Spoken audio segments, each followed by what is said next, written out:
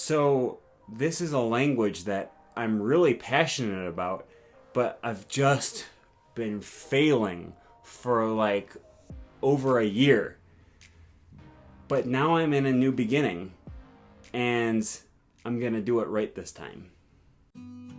Hey guys, welcome to the first episode of my video language learning diary. I'm really excited about this series because it's going to give you guys a sort of sneak peek into my own personal language learning journeys. So while I'm sharing the things that I'm doing and the things that are going on in my personal language learning, I want to hear from you guys whether or not the things I'm doing are applicable to your language studies, and we're all going to be able to sort of learn from one another as we progress through our own personal stories.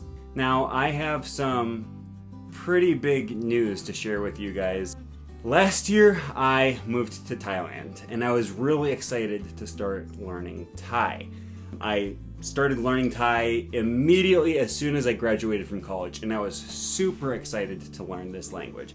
And it was hard. I mean, language learning is always hard, no matter what language you're learning, but especially for Thai, I found it really hard to find any good resources. Add on to that the fact that I was working in an English school, so almost all of my coworkers and my friends were English speakers, and that sort of made my progress really slow. But you know, if I'm just being blunt, I did try to learn Thai, but I definitely got lazy.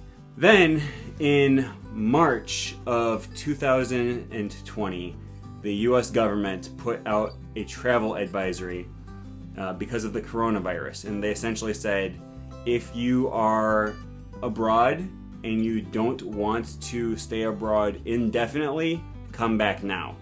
My wife and I had to make a really quick split-second decision, and in the end we decided to come back to America. And I just remember thinking as I came back to America, I want to keep learning this language, but I just don't know if it'll ever be useful for me, if it's even practical to try. And you know, I actually did. I put forward an effort trying to maintain my Thai, but the fact is I just didn't put in the effort. I would do a half-hour Thai lesson on Italki one week and then go the entire week without doing anything else in Thai. And I got to the point, honestly, where I just said, this goal of learning Thai isn't realistic. And that was a really hard decision to make.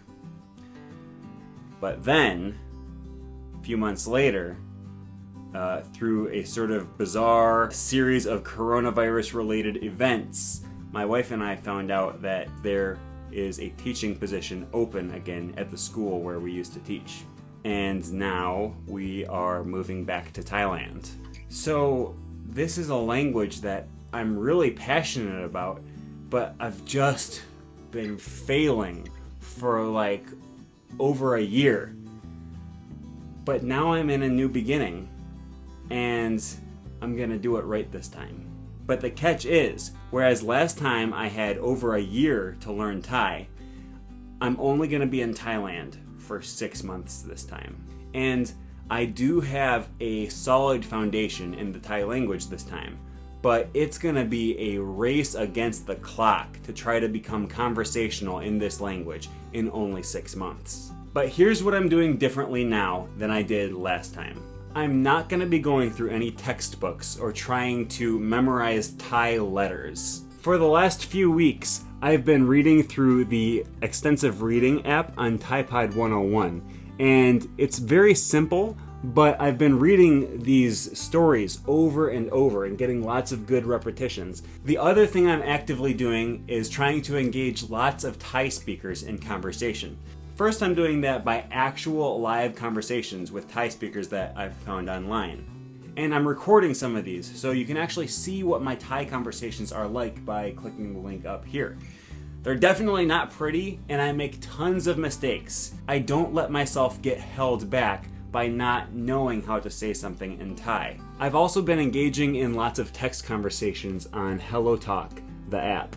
And I am definitely improving my Thai typing and reading abilities, because this is a conversation I definitely would not have been able to have even just a few months ago. And I'm now dedicated to demonstrating to you guys how it really is possible to make big strides in a foreign language if you just know the right way to go about doing it. And I am definitely in the beginning of this sort of second birth of my Thai learning process, but you guys will be able to follow along and see how much progress I am making by following this playlist. And I'm looking forward to going through this journey with you all.